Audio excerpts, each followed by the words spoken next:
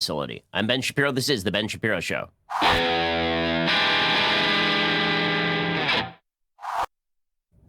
Oh, man, a lot to get to today, and not very much of it good news, but we will get through all of it together. Don't worry.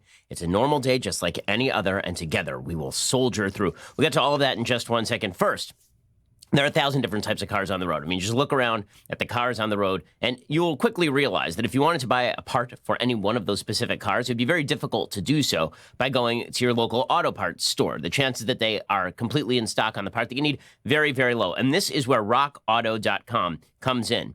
You know, you want to order the exact part that you need online rather than wait in line at a store for a part that probably ain't going to fit properly anyway or do the best job. Rock Auto solves that problem for you. It's a family business serving auto parts customers online for 20 years. Go to rockauto.com and shop for auto and body parts from hundreds of manufacturers. They have everything from engine control modules and brake parts to tail lamps, motor oil, even new carpet. Whether it's for your classic or daily driver, you can get everything you need in a few easy clicks delivered directly to your door. The rockauto.com catalog is super easy to navigate. You can quickly see all the parts available for your vehicle and filter by brands, specifications, and prices. Best of all, the prices over at rockauto.com are always reliably low, and the same for professionals and do-it-yourselfers. They've got amazing selection, reliably low prices, all the parts your car will ever need. rockauto.com.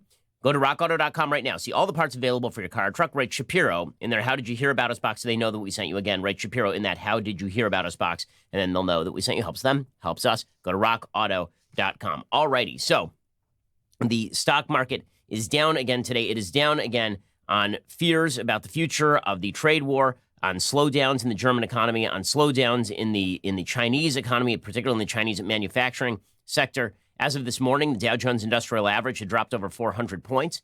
It was down nearly 2%. The NASDAQ was down nearly 2%. A lot of uncertainty about the markets.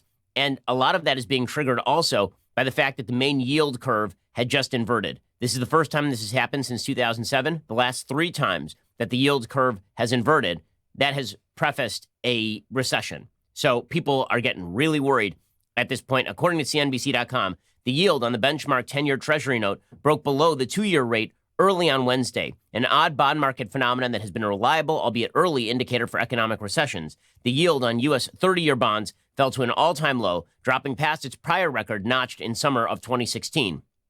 The moves show increasing worries about the global economy as investors rush into safe havens. Now, normally what you would expect is that you get a lower yield on short-term bonds than you do on long-term bonds. And that just makes perfect sense. I mean, the fact is that you are going to want more in return for storing your money with the government for 30 years than you'd want for storing your money with the government for 5. But when people have very little hope for the future of the stock market or alternative investments, the yield in the near term starts to drop on bonds. People start to run to bonds as safe haven. The yield starts to drop on short-term bonds, and it continues to remain at the level it was for long-term bonds, and that's when the yield curve so-called inverts. That is a sign of deep and surprising mistrust in the strength of the global economy at this point. Early on Wednesday, the yield on the benchmark 10-year Treasury note was at 1.623%, below the 2-year yield at 1.634%. In practice, that means that investors are better compensated for loaning the U.S. over 2 years than they are for loaning for 10 years. Again, that's because they don't want to loan for 2 years, right? So the government has to incentivize them to loan for 2 years by offering them higher rates. So this is not a good sign for the economy. And this comes in the midst of a lot of trade tension between the United States and China. That trade tension has been ratcheted up by the Trump administration, not for national security reasons purportedly, but for economic reasons. So President Trump came into office on the back of a promise to restore some sort of trade balance between the United States and China. As it turns out, the tariffs that he has imposed have actually exacerbated the trade imbalance between the United States and China. They've not made things all that much better, and they have resulted in less Chinese investment in U.S. assets because, after all, why would China invest in U.S. assets in the middle of a tariff war? So what we've seen is a slowdown in particular sectors of the economy, agriculture being the chief one, but also in manufacturing in the United States. And this came before the hubbub between China and Hong Kong. So just a few weeks ago, well, rather a couple of months ago, this controversy broke into the open regarding Hong Kong, which wanted to reassert some of its long-standing rights against the Chinese government. When the British government left Hong Kong and made a deal with China, the idea was that Hong Kong was still going to retain a heavy degree of independence. China has repeatedly violated that. The people of Hong Kong are sick of it, and millions of them have been chanting in the streets, marching in the streets, carrying American flags calling for more civil liberties and more freedom. And China has responded with a crackdown. And now the only question is how harsh that crackdown is going to be. According to the New York Times, as of yesterday, anti-government protesters clashed with Hong Kong riot police on Tuesday, crippling the airport for the second straight day, targeting a potent symbol of the city's position as a global center of commerce and finance that is essential to China. The mass protests have forced the airport to suspend check-ins, creating long delays for passengers and forcing airlines to cancel hundreds of flights over the past 2 days. After a chaotic night, check-ins resumed on Wednesday morning. The airport warned that flights would be rescheduled. Hong Kong's flagship carrier said there would be a further flight disruption at short notice. The protests at the airport have been deeply tactical as the largely leaderless movement strikes at the vital economic artery, according to the New York Times. Hong Kong International Airport, which opened in 1998, a year after China reclaimed the territory from Britain, serves as a gateway to the rest of Asia. Sleek and well-run, the airport accommodates nearly 75 million passengers per year. Protesters are trying to intensify pressure on the government, which has refused to meet their demands.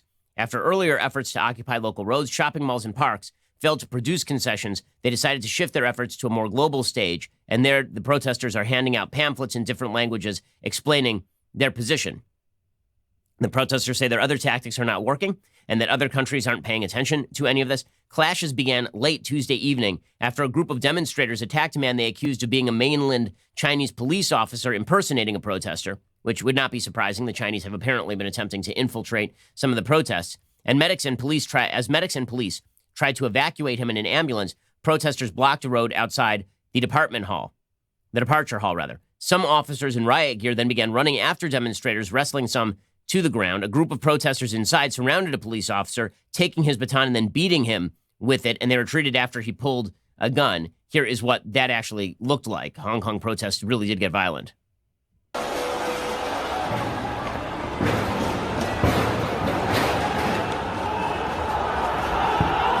It started to get quite ugly. It could have gotten a lot uglier if this police officer had pulled his gun and shot somebody. Right now, the Chinese government is trying to portray the protesters, who have been nearly entirely peaceful, as rioters. They've been trying to portray them as rabble-rousers who are trying to stand up to the Chinese government in illegal ways.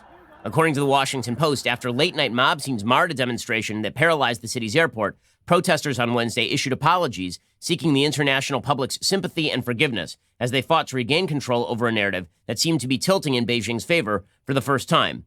The appeals included apologies to the police force and come as struggle over public opinion reaches a climax. While Hong Kong's protest movement has become steadily radicalized and fractured, the Chinese government is ramping up its own propaganda effort in state media and on social networks, attempting to discredit and deflate a movement that to this point enjoyed wide support across Hong Kong society. The Chinese government is now labeling the protesters rioters, and they say that they are asking for self-destruction. Military vehicles have been massing nearby. President Trump tweeted that out yesterday. He said, "Our intelligence has informed us that the Chinese government is moving troops to the border with Hong Kong. Everyone should be calm and safe." Meanwhile, the city's embattled leader, Carrie Lam, told the news media on Friday the law-breaking activities in the name of freedom were damaging the rule of law and that the Asian financial hub's recovery from anti-government protests could take a long time. So this could be used as an excuse for even more of a crackdown on the people of Hong Kong. Now, what you would want here is for the United States to take a strong position. And the fact is that if we have a Tiananmen Square type event here, the United States is going to have to take strong trade action. And President Trump has not been shy about talking about taking that sort of action, except now, in the very recent past, meaning in the last 48 hours, he seems to be backing off all of that. And he seems to be backing off all of that because he's finally realizing that his tariffs hurt the American economy. Now, as I've been saying for months, the only way for the president to make the case for his tariffs is to make them on national security grounds. You cannot make a case for a tariff on economic grounds. Tariffs do not help the domestic economy. They are a tax on American citizens. They hurt consumers. President Trump finally recognizing this as Christmas approaches and as the economy seems to be possibly tipping into recession, certainly into economic slowdown. The New York Times reports that yesterday, President Trump unexpectedly put off new tariffs on many Chinese goods, including cell phones, laptop computers, and toys, until after the start of the Christmas shopping season, acknowledging the effect that his protracted trade war with Beijing could have on Americans. So Trump has been fibbing to you the entire time with regard to tariffs. He said that trade wars were easy to win and good for the economy. Neither of those is true. It turns out that Beijing does not care about its billion citizens nearly as much as Trump cares about the domestic economy here in the United States. What's more, Trump said that it would be good for the economy. No. Tariffs are a tax on American citizens. They hurt American consumers. And Trump is now acknowledging that. So to fail to recognize that Trump is now switching his position on this would be dishonest. Trump pushed a 10% tariff on some imports to December 15th, excluded others from it entirely, while facing mounting pressure from business and consumer groups over the harm they say the trade conflict is doing. Trump explained, quote, just in case they might have an impact on people, what we've done is delayed it so that they won't be relevant for the Christmas shopping season. Okay, that is a full-scale acknowledgement by Trump that tariffs hurt American consumers. Trump is frustrated that negotiations have failed to yield an agreement. He said on August 1st the U.S. would impose a 10% tariff on $300 billion worth of Chinese imports September 1st. That would be in addition to a 25% tariff already imposed on $250 billion of Chinese goods. Well, Trump painted himself into a corner. I mean, that's really what happened here. Trump painted himself into a corner. And now with the economy on the brink of a slowdown, this has put President Trump in a very difficult position. It's put him in a position where if he takes a strong stand against China, it could in fact damage his reelection prospects in a serious way. And so in a time when we should be ratcheting up the possibility of economic sanctions, we're actually ratcheting down the possibility of economic sanctions. Whereas before, when we should have been negotiating a trade deal, we shouldn't have exited the Trans-Pacific Partnership. We should have renegotiated it. It was a mistake to exit TPP, which is a trade deal directed against the economic strength of China in Asia. All the lies about the TPP, that it was good for China, was a lie. TPP was designed explicitly as a counterbalance to Chinese infiltration economically in the region. You know, in a time when we should have been looking for a trade deal, we were searching instead for trade conflict in a time when we should be ratcheting up trade conflict as an effect of trying to help the Hong Kong protesters. We're not doing any of that. And so this has led President Trump to this bizarre kind of halfway position on Hong Kong. So in the last 24 hours, he has tweeted out, quote, as usual, China said they were going to be buying big from our great American farmers. So far, they have not done what they said. Maybe this will be different. I don't know what the hell that means. And then he added, quote, many are blaming me and the United States for the problems going on in Hong Kong. I can't imagine why. Okay, again, Trump is not responsible for what's going on in Hong Kong, but this would be a time for him to stand up for freedom in an area of the world that deserves it, had negotiated for it, and now is not receiving it from what is a geopolitical enemy of the United States, China, stealing our technology, building rival 5G networks that attempt to provide a counterbalance to the 5G networks we are building right now. We are in a second Cold War with the Chinese. It will stay cold, we can all hope, but the fact is that the Chinese are an expansionist power, and they have been, both militarily and technologically. They're doing so at the expense of the United States, and the United States, if we're going to take harsh action against China, you need to make the case. Now, Trump has he keeps making this sort of weird case where Xi Jinping is his best friend, and we're great, we're going to negotiate a deal together, and then at the same time, the Chinese keep jacking us, and the Chinese are the worst, and they're cheating us, and they're stealing our manufacturing jobs. Explain what it is you're doing, President Trump, if you want the American people to be with you. And especially, again, in the midst of a time when there are protesters in the streets in Hong Kong who may be mowed down by the Chinese government in the very near future, this would be a time for you to stand up and say, this is why we have been putting tariffs on China. It's because of crap like this that we've been putting tariffs on China. And as JFK put it, we will bear any burden in the name of liberty. And I'm sorry, but getting slightly more expensive goods from China in the name of liberty doesn't seem like all that much of a burden to bear to help the people of Hong Kong who are flying the American flag while they are protesting for their freedom. But that's not the kind of statement that Trump is making right now. Now, Barack Obama, back in 2009, had the opportunity to stand with protesters against the Iranian regime. And instead, he completely undercut them. And he suggested that it was an Iranian internal problem, and the protesters were mowed down in the streets, and the Iranian government instead got a sweetheart deal from the American government. It was disgusting. You don't want the same thing from the Trump administration with regard to China if they should run roughshod over the protesters for human rights and democracy in Hong Kong. You know, Trump's only statement with regard to Hong Kong directly, he said, our intelligence has informed us that the Chinese government is moving troops to the border with Hong Kong. Everyone should be calm and safe. Okay, that's not exactly a ringing endorsement of the protesters' aims here. In fact, it's pretty milquetoast. And Trump was elected for his tough talk. Now, in a second, I want to talk about the practicality versus the moral character question in foreign policy, because I understand what President Trump's defenders on this score are going to say. We'll get to that in just 1 second. First, let's talk about the post office. So I honestly kind of like the post office, but the fact is, last time I went to the post office, I ran inside for 5 minutes. I came back out. There was a parking ticket. There are dangers attendant to parking outside of a post office in Los Angeles, namely that the only efficient part of Los Angeles government is not removing the trash from the streets, removing the open needles from the streets, or making sure that homeless people don't sleep under every single overhang. No, what they are great at is the traffic tickets. Fantastic at it. So my deal, not going to the post office again. Instead, I use Stamps.com. Stamps.com brings all the amazing services of the U.S. Postal Service directly to your computer. Whether you're a small office sending invoices, an online seller shipping out products, even a warehouse sending thousands of packages a day, Stamps.com can handle it all with ease. Simply use your computer to print official U.S. postage 24/7 for any letter, any package, any class of mail, anywhere you want to send it. Once your mail is ready, just hand it to your mail carrier or drop it in a mailbox. It is indeed that simple. With Stamps.com, you get 5 cents off every first-class stamp, up to 40% off priority mail. Not to mention, fraction of the cost of those expensive postage meters. Right now, my listeners get a special offer. It includes a 4-week trial plus free postage and a digital scale. No long-term commitment. Just go to Stamps.com, click on that microphone at the top of the homepage, type in promo code Shapiro. That's Stamps.com, and use Shapiro to get that special deal. 4-week trial, free postage, digital scale, no long-term commitment. Hell of a deal. Shapiro.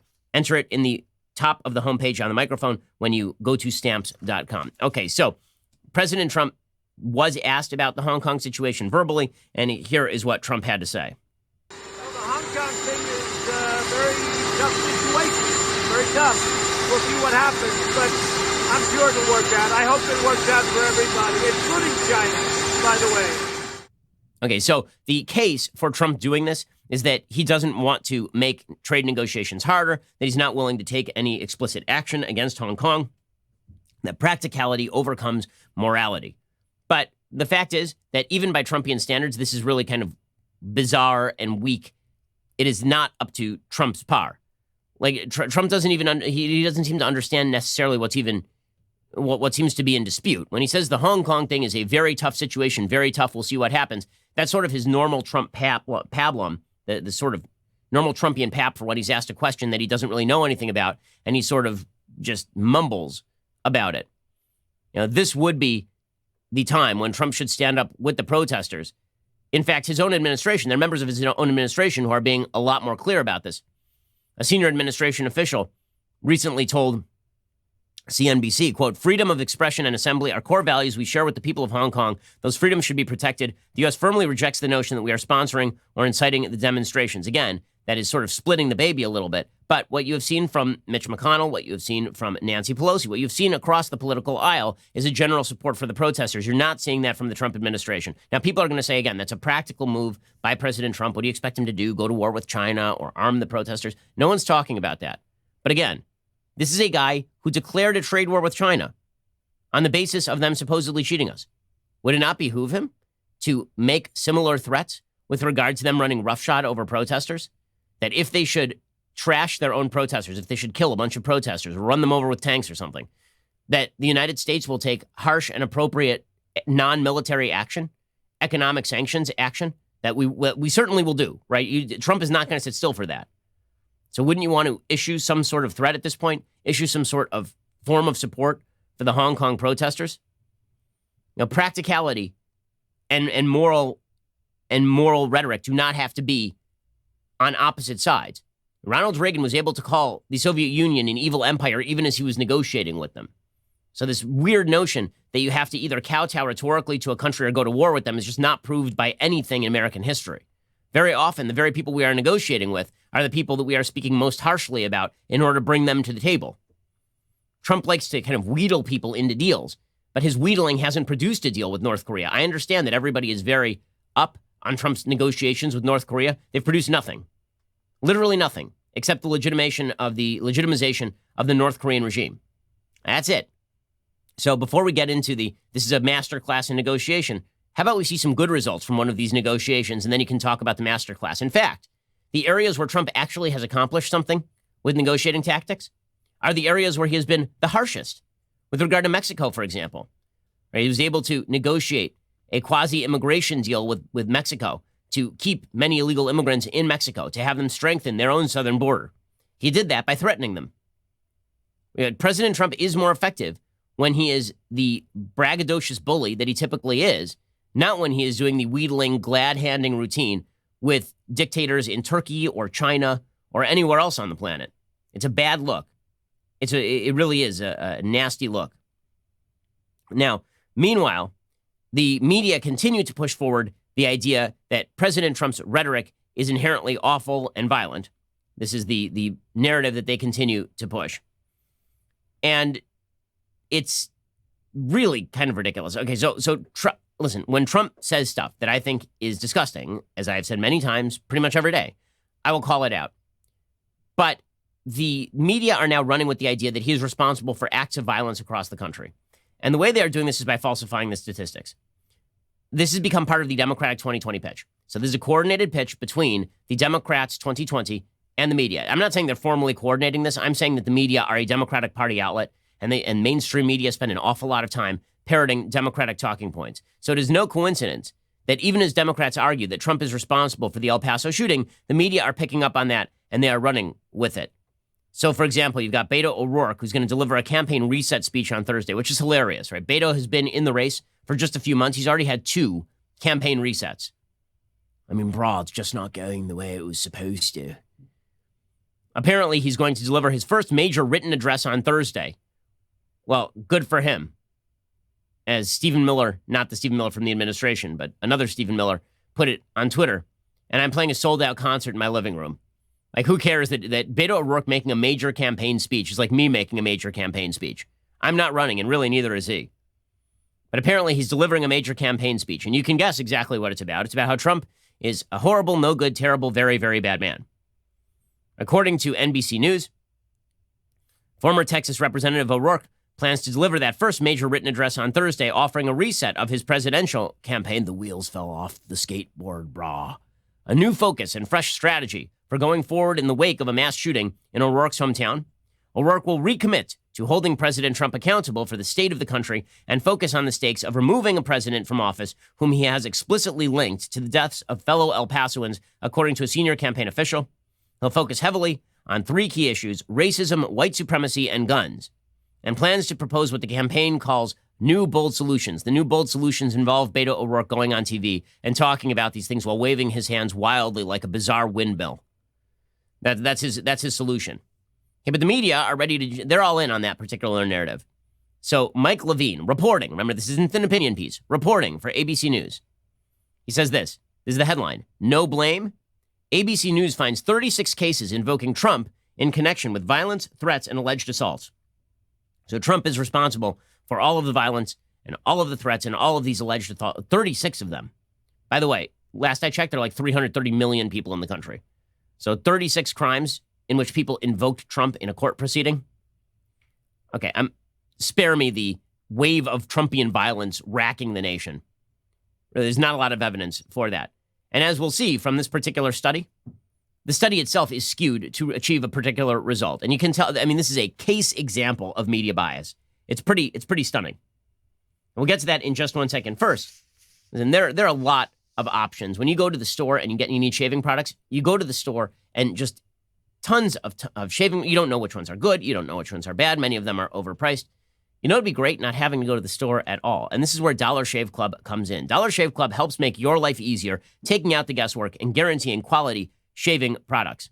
They've got really fantastic products. They got this executive razor. I use it under my jawline, but they've also got fantastic shave butter.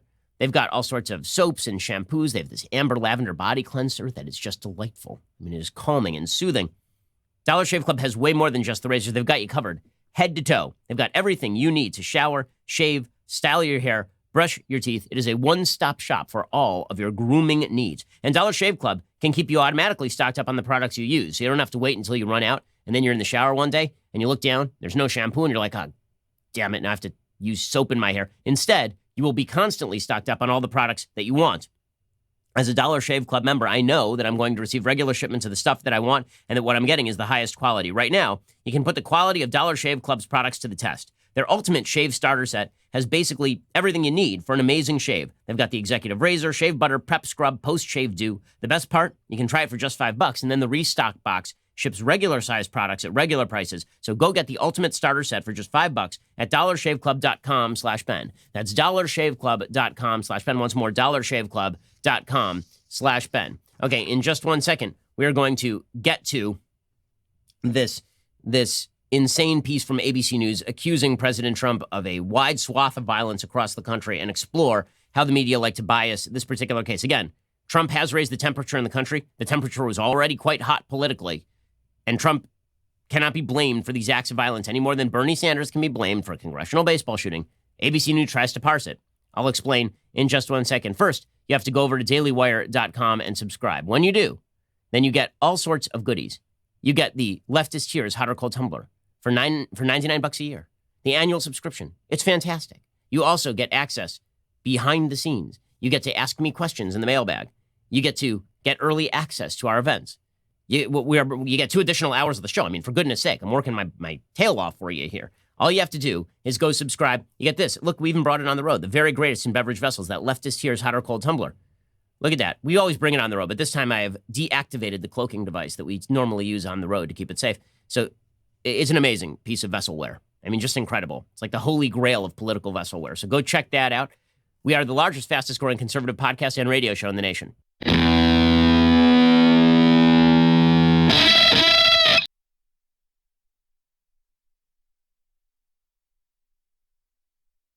Okay, so this ABC News piece tries to blame President Trump for all kinds of violence.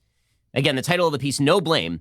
ABC News finds 36 cases invoking Trump in connection with violence, threats, and alleged assaults. And here's what the piece says. Again, this is journalisming of the highest order. Serious journalisming. Okay, it says, President Trump has repeatedly refused to accept any responsibility for inciting violence in American communities, dismissing critics who have pointed to his rhetoric as a potential source of inspiration for some citizens acting on even long-held beliefs of bigotry and hate. I think my rhetoric brings people together, he said last week, 4 days after a 21-year-old allegedly posted an anti-immigrant screed online and then allegedly opened fire at a Walmart in El Paso, Texas, killing 22 and injuring dozens of others. But a nationwide review conducted by ABC News has identified at least 36 criminal cases where Trump was invoked in direct connection with violent acts, threats of violence, or allegations of assault. Wow, 36 criminal acts in a country of 330 million people in an extraordinarily polarized time. Shocking. But here's where it really gets good. Listen to how they did this analysis. In 9 cases, perpetrators hailed Trump in the midst or immediate aftermath of physically attacking innocent victims. Yes, all of that's evil and bad. In another 10 cases, perpetrators cheered or defended Trump while taunting or threatening others.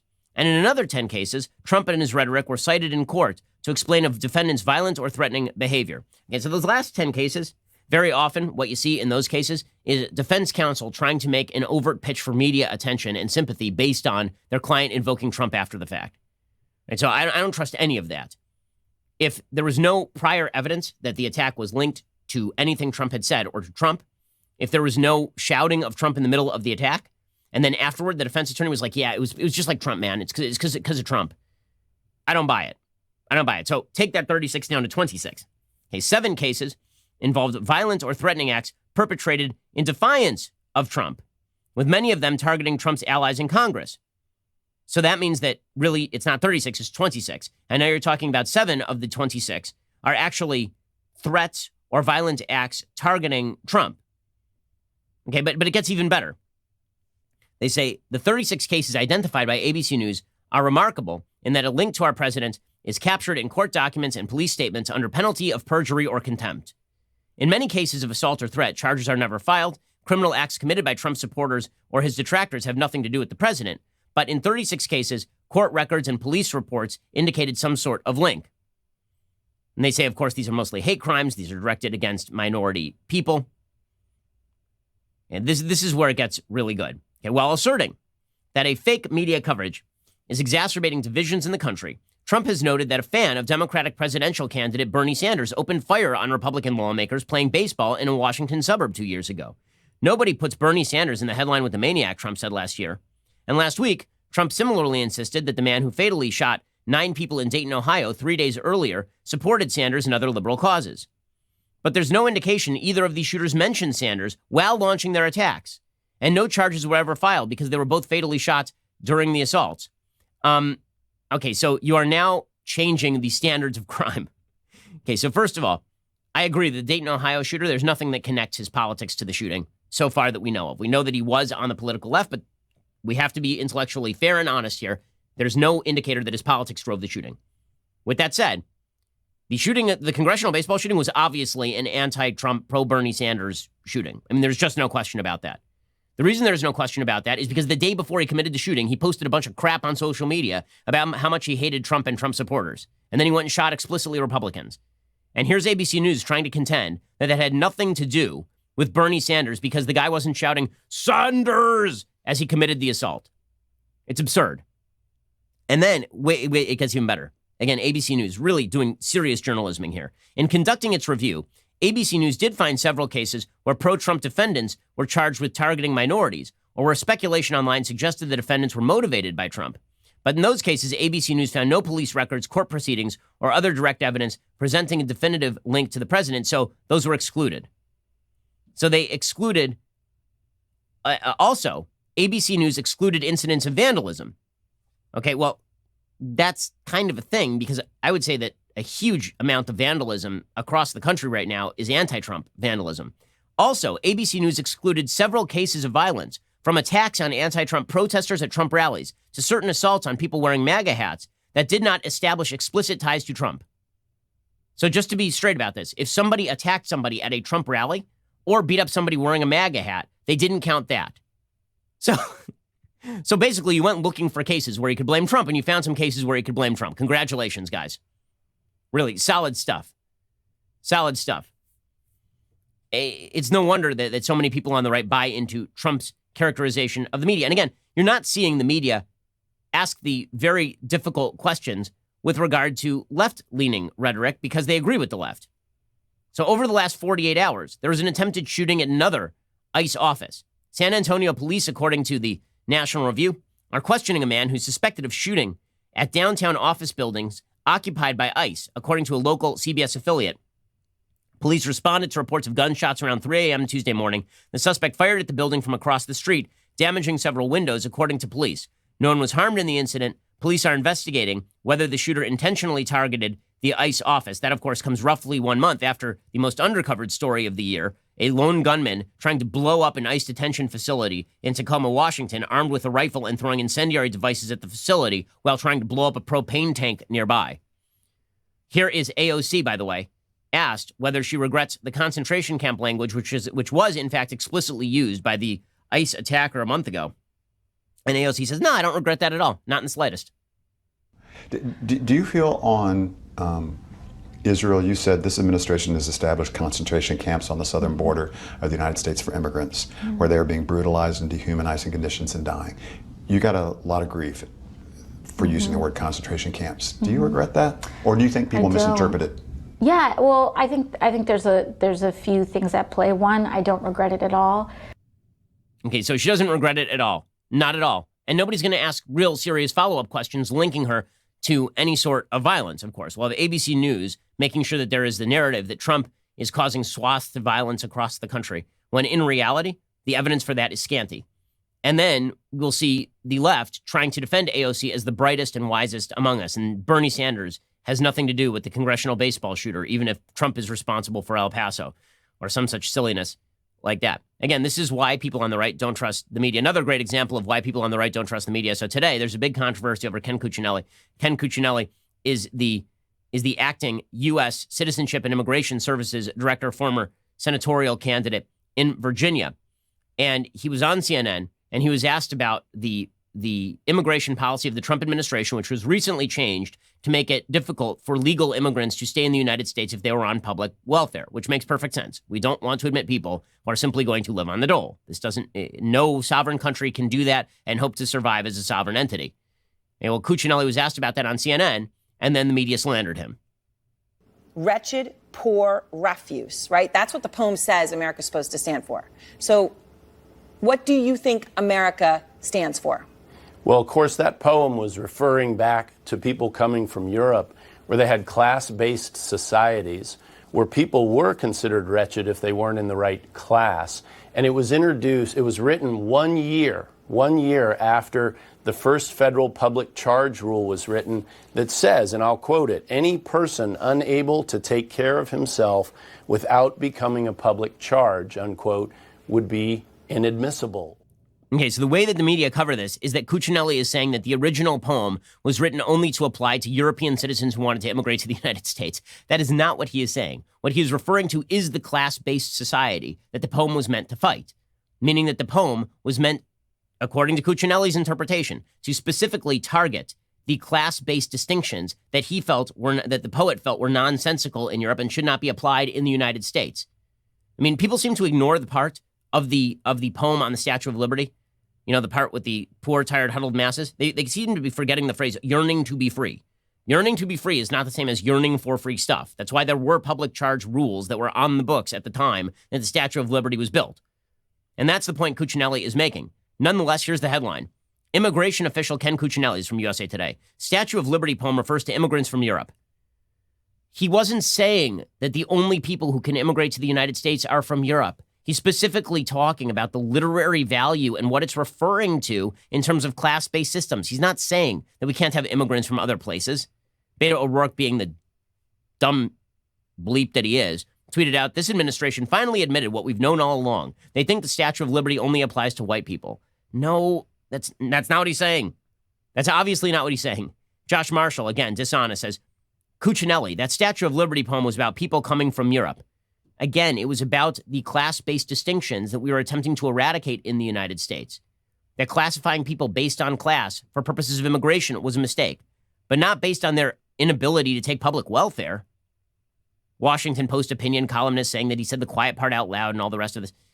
Okay, this is why it's lack of endemic trust that leads to this gap between what people see as practicality and moral character. So for the left, because Donald Trump is Hitler, and because everybody on the right is Hitlerian in intent and effect, because of all of that, anything is justified, including lying. Right? We can just falsify the data with regard to Trump creating a swath of violence across the country. We can simply falsify the data about what Ken Cuccinelli actually said. We can simply make things up because all of that is justified. Right? If you're truly moral, as AOC has said out loud, if you're truly moral, the truth doesn't matter. Only moral truth matters. And that means that you can simply make things up or twist the truth to fit what you are looking for. Now, I criticized Trump earlier for valuing what he sees as practicality above moral character. I said these things do not have to be in conflict. In fact, moral character can be practical because it lays out the stakes of what is happening. But we seem to have abandoned this. And what that's led to is on the other side, a willingness to say, okay, well, if you guys aren't playing fair, well, then we're not going to play fair. Practicality now demands that we abandon moral character. Practicality demands that we throw brickbats at you. Practicality demands that we cheer for a person who confronts Chris Cuomo and calls him Fredo in public. Practicality demands that we be as mean as the other side. And it's immoral not to be as mean as the other side. So instead of morality being used in service to practicality, and practicality and morality buttressing one another, now morality is redefined to meet the needs of practicality. You're seeing it on the left with the media coverage of the Trump administration, and you're seeing it on the right with the cheering on of activity that you would never tolerate from people on the left. And again, if you think that politics is simply warfare by other means, then all is fair in love and war. But politics was not supposed to be warfare by other means. Not in a country where we're supposed to share certain types of values. This is not supposed to be the point. You know, it is the reason why, and it's so funny because the left will see this on the right. The left will see on the right people who are religious people who are backing Trump. Will say, why are they backing Trump? How could they do this despite Trump's myriad imbecilities and despite the fact that Trump says bad things all the time? The reason is because the right has made peace with the idea that you guys are fighting a battle and they're not going to be left behind fighting a different battle. That's why the right is doing this. Now, is that the answer for the country's woes? No, we actually need an armistice. We need both sides to come back to the table and recognize that the practical attempt to take down the other side by any means necessary is really bad for the country. Then in a war of all against all, everybody ends up dead. And this is a mistake. But I don't know how you expect the people on the right to be the first to go weapons down when it comes to practical support for President Trump, when you guys are unfairly attacking Trump supporters as racists and bigots. As I've said 1,000 times on the show already, when folks talk about double standards, the alternative to double standards is not a single standard. Okay, double standards are not standards. Double standards are the evisceration of standards. And as we eviscerate all of our standards, there's not a lot that's going to be left. Okay, got to give you a quick update on Jeffrey Epstein here. So Jeffrey Epstein, I mean, this is just ridiculous. It's ridiculous. It would make me suspicious, except I always think that people are morons. I think that politics is Veep. It is not House of Cards. So there is a report from the New York Times on Tuesday. Apparently, both guards assigned to protect accused sex trafficker Jeffrey Epstein fell asleep while they were supposed to be protecting him from himself. Both of them. Both fell asleep. How is that even possible? They didn't check on him for 3 hours. The guards and the warden have now been removed. The 2 employees were placed on administrative leave. The warden was also reassigned pending the outcome of the investigation. The 2 staff members apparently went to sleep, and then they falsified the logs. They falsely recorded in a log that they had checked on the financier every 30 minutes as was required. That is a federal crime. In fact, the 2 people guarding Epstein had been asleep for some or all of the 3 hours, according to 3 of the officials. Insane. You want to give fodder to conspiracy theorists? How about you say both guards simply gave up and went to sleep and then falsified the logs afterward? Well done, everyone. I think we should trust these folks with our healthcare, don't you? I really think that everybody in government, they're the best. And we should trust them to run our economy. We should trust them to run our healthcare. That's the only way, really, to make everything all better. Unbelievable. And meanwhile, the 2020 Democrats are getting weirder and weirder. Actually, New York Mayor Bill de Blasio is now engaging in open conspiracy theorizing. So remember when it was a big deal that Trump did it? Well, de Blasio is now doing it openly. He was on Fox Business on Tuesday. He said it was too convenient that Epstein would commit suicide just as he was about to implicate many other powerful people. He said, quote, "This is way too convenient. This makes no sense. He's one of the most prominent prisoners in America at that point. He had either attempted suicide previously or been assaulted. Either way, it's the same reality. He needed to be watched 24 hours a day." He said, "I'm not a conspiracy theorist by nature," but he said there's no normal explanation for all of this. Well, I mean, I will say that de Blasio does have some experience in getting away with the murder of groundhogs. So he really has some expertise here.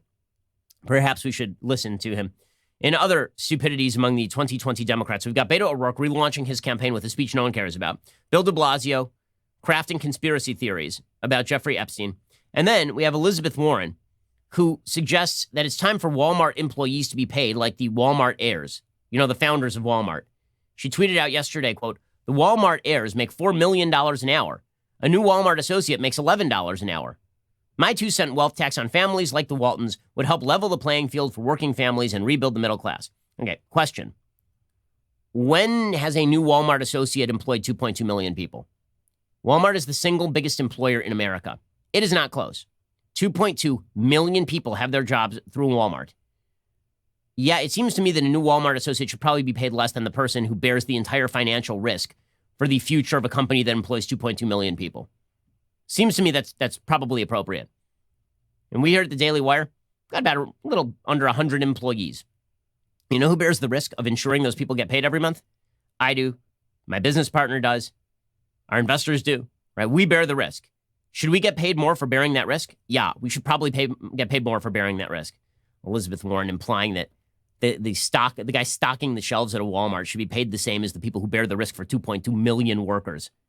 And we should put these folks in charge. Honestly, they're the best. They're the smartest. They're the wisest. And then we also have Kamala Harris, who, by the way, is just a dud. I mean, it is amazing how much of a dud she is politically. Right now, the latest Real Clear Politics poll average has Joe Biden still with a very wide lead. In the Real Clear Politics poll average, for the first time, Elizabeth Warren has now overtaken Bernie Sanders. It is Joe Biden 30, Warren 19, Sanders 18, Harris all the way down at 8. So Harris has fallen off the map. Warren and Sanders, if they both remain in the race, then Biden clearly wins the nomination on a primary level. But when you look at the primaries, things start to look a little bit more interesting. In Iowa, there have been polls that show Biden up. There was a poll today that actually showed Bernie up in New Hampshire. So Biden is up in Iowa. In New Hampshire, Biden is basically running dead even with Bernie, and Warren is only trailing by a little bit. In South Carolina, Biden retains an extraordinarily wide lead because he has a big lead among black voters. Among white voters, Warren is actually winning in South Carolina. But something like 60% of the primary base in South Carolina is black, and Biden is blowing everybody out among those voters. So Kamala Harris is getting desperate at this point, and she continues to trot out promises that she can't keep. She says nobody should have to work more than one job in the United States. Nobody should have to work more than one. Okay, sure. You know, I find it very interesting, something about this administration and this president. You know, he's going around crowing about how this economy is doing so well, right? Oh, the economy is great, he says, right? And they refer to the unemployment numbers. Well, yeah, I'm traveling our country. Let me tell you something. Yeah, people are working. They're working 2 and 3 jobs. And in our America, we must agree nobody should have to work more than one job to have a roof over their head and food on the table. Okay, well, the fact is that if you had to work more than one job to have a roof over your head or food on the table, you probably shouldn't have taken the job that's not paying you enough. That'd be a you problem. Also, it is not true that the vast majority of people in the United States are working 2 jobs. It just is not true. According to the census statistics, a small but steady number of American workers have more than one job because either they need extra income or because they want to gain more experience or explore different interests.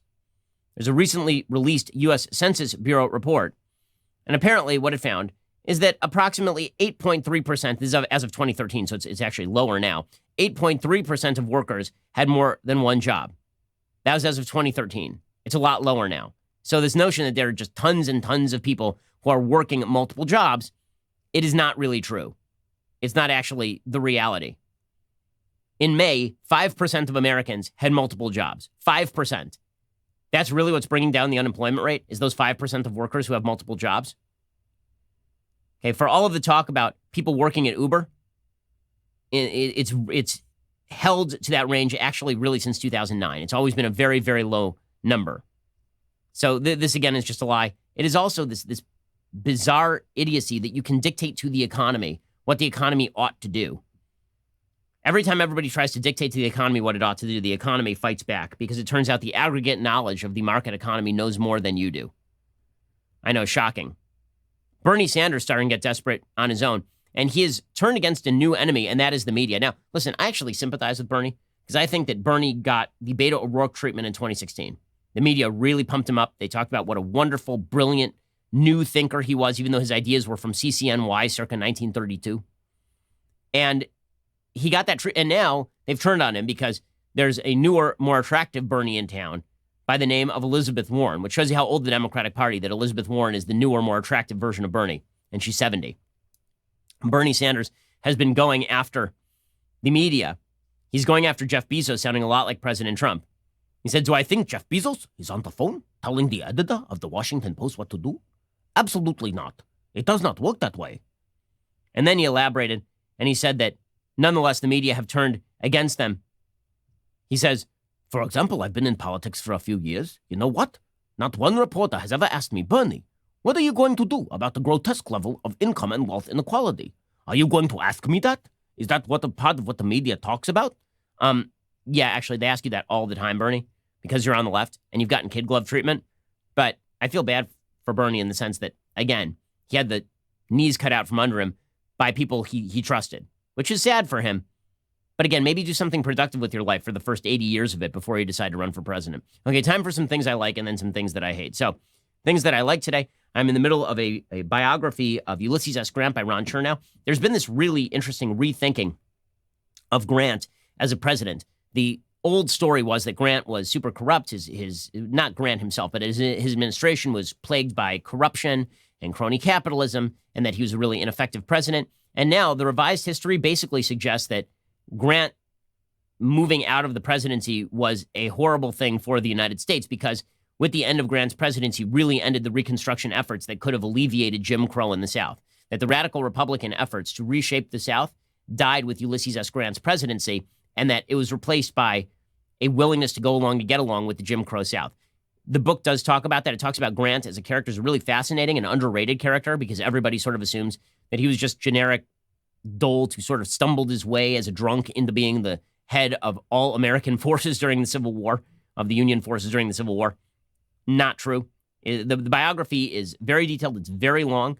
Honestly, his autobiography is shorter and probably better, But the biography is pretty good by Ron Chernow. Grant, it's worth checking out. Okay, time for a quick thing that I hate. Okay, so there's been a lot of talk in the last couple of weeks about the Trump administration weakening the Endangered Species Act. The idea is that the Trump administration is going out there and hunting bald eagles. That somewhere Trump is going out there with a 223. He's like, you know what? I'm going to bag me a bird today. Boom, boom, boom. And that's not what's going on here.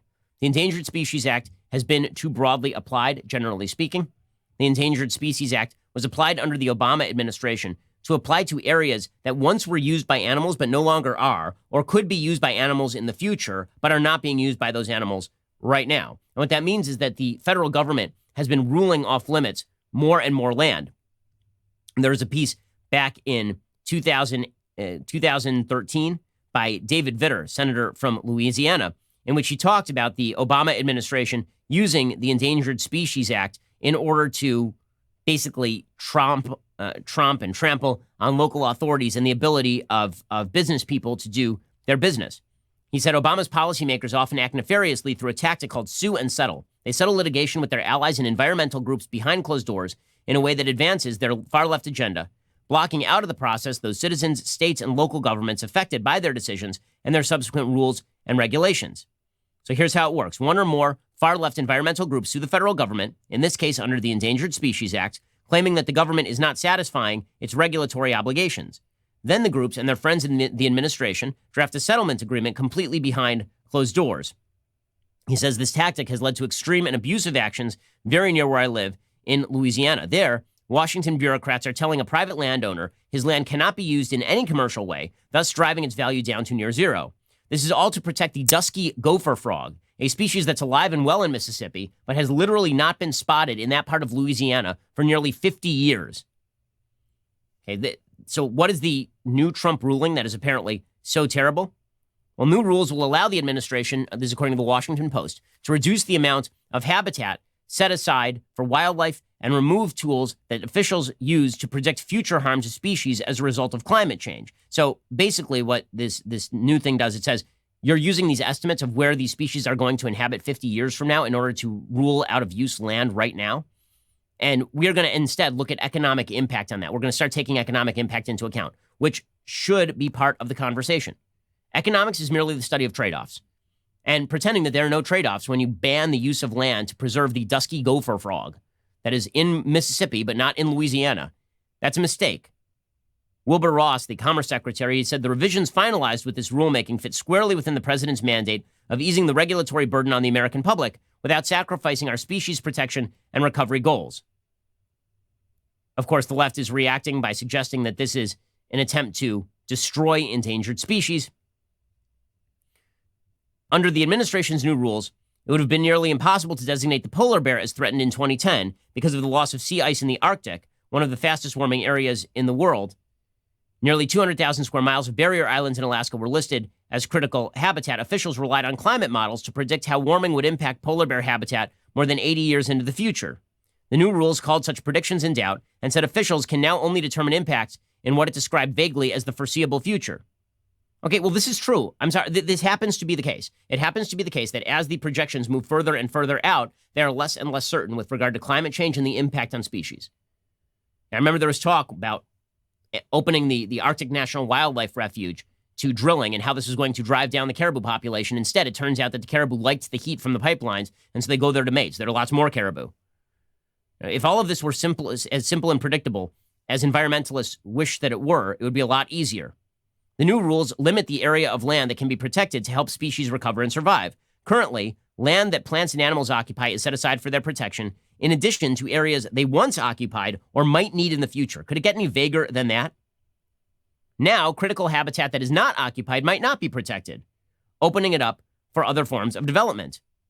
Also, a rule change stripped away language that said that the secretary, the Commerce Secretary and the Interior Secretary, shall make a listing determination solely on the basis of the best scientific and commercial information regarding a species status, regardless of cost. Well, now they can look at the economic impact of a listing. Well, that makes a lot more sense. Again, these are trade-offs. To pretend that trade-offs do not exist is incredibly stupid. But the way that we are treating this is as though there are no trade-offs. But this is not Trump saying, okay, go out and hunt the whales.